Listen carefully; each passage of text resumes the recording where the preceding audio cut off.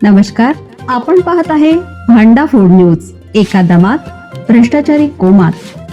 Social media, कर्जबाजारी, गुन्हेगारी, सट्टेबाजी, चोरी, मटका, जुगार, दारू, सावकारशाही, न्यायाच्या प्रतीक्षेत प्रशासन.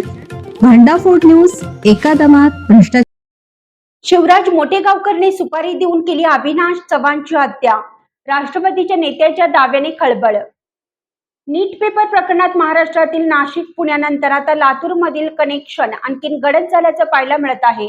त्यातच लातूरमधील सर्वात प्रसिद्ध असलेल्या आरसीसी क्लासेसच्या शिवराज मोटेगावकर यांना सीबीआयने अटक केली असून त्यांच्याकडून आणखी तपास सुरू आहे.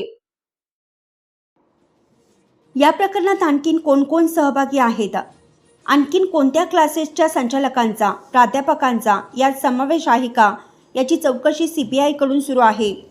दरम्यान राष्ट्रवादी काँग्रेस शरद पवार गटाच्या नेत्याने केलेल्या दाव्याने मोठी खळबळ उडाली आहे. शिवराज मोटेगावकरने सुपारी देऊन अविनाश चव्हाणची हत्या केली असा दावा राष्ट्रवादीच्या नेत्याने केला.